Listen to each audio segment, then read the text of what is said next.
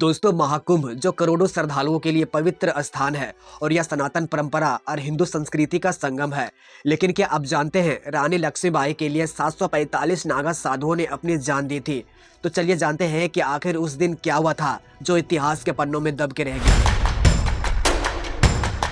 दोस्तों, साल 1857 में अंग्रेजों के खिलाफ मेरठ से शुरू हुआ विद्रोह इलाहाबाद पहुंच चुका था और 6 जून को मौलवी लियाकत अली ने इलाहाबाद और उसके आसपास के क्षेत्रों को आजाद कर दिया था। लेकिन तभी अंग्रेजी फौज के साथ आए कर्नल नील ने यहां भारी तबाही मचाई और साधु संतों की छावनियों को नष्ट कर दिया और संगम के बहुत सारे हिस्से पर कब्जा कर लिया। लेकिन जब विद्रोह के अगले साल यानी कि 1958 में जब माघ मेला लगा, तब संगम का पूरा क्षेत्र क्रांति और बगावत की आग में धधक रहा था। लेकिन साल 1857 में संगम की इसी धरती अंग्रेजों ने रानी लक्ष्मीबाई को मारने की कोशिश की और वो यहाँ से ग्वालियर पहुंची, जहाँ पर नागा साधुओं ने मोर्चा संभाला, जिसमें 745 नागा साधुओं ने अपनी जान दे दी। 1857 के क्रांतिकारी के दौरान प्रयाग में क्रांति के भेष में नागा साधु घूम रहे थे। इसी दौरान रानी लक्ष्मीबाई प्रयाग आई और वे दारागंज में एक पंडित की यहाँ रुकी थी। जब अंग्रेजों को इसकी खबर लगी तो रानी लक्ष्मीबाई ग्वालियर लौट गई। हालांकि अंग्रेज वहाँ भी उनके पीछे लगे रहे और कर्नल रेली ब्रिटिश आर्मी को लीड कर रहा था। इसी बीच रानी लक्ष्मीबाई और अंग्रेजी सेना के बीच खूनी संघर्ष हुआ। इस पर वृंदावन लाल वर्मा अपने किताब लक्ष्मीबाई द रानी ऑफ झांसी में लिखते हैं, रानी की छाती के निचले हिस्से में गहरा घाव हो गया था, खून काफी ज्यादा बह रहा था,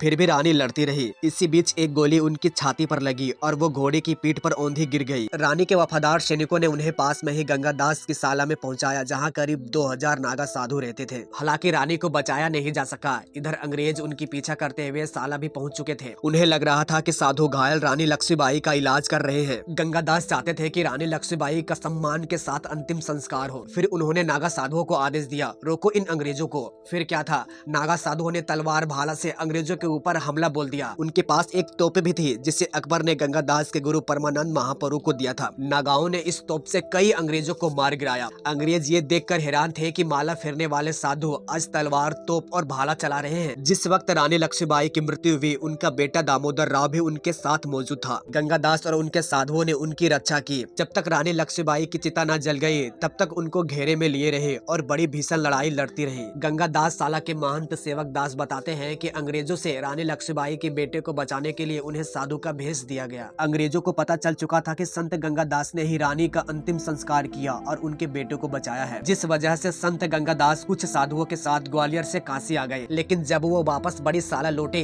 तब उन्होंने देखा कि 745 नागा साधु और हजारों अंग्रेजों की लाशें बिखरी पड़ी थी। प्रयागराज और कुंभ किताब में कुमार निर्मल लेदू लिखते हैं कि 1857 क्रांति की नींव 1855 के हरिद्वार कुंभ में ही रख दी गई थी। इसी दौरान गुप्तचर कमेटियां बनी, घर घर कमल के फूल और रोटियां बांटकर क्रांति के संदेश भेजे गए और साधु संत कथाओं के जरिए लोगों को इस आंदोलन में जोड़ने में लगे थे। आजादी से ठीक 5 साल पहले यानी कि 1942 के कुंभ में अंग्रेजों ने प्रयागराज में आने वाली सभी वाहनों और ट्रेनों पर रोक लगा दी थी। ये वर्ल्ड वार सेकेंड का टाइम था। अंग्रेजों का कहना है कि जापान कुंभ में बम गिरा सकता है, जबकि जानकार बताते हैं कि अंग्रेज कुंभ के भीड़ से डरे हुए थे। उन्हें लगता था कि इस भीड़ को आंदोलन के लिए उकसाया जा सकता था। दोस्तों, ऐसा ही और भी वीडियोस देखने के लिए हमारे चैनल को लाइक, शेयर एंड सब्सक्राइब जरूर करें। हर हर महादेव।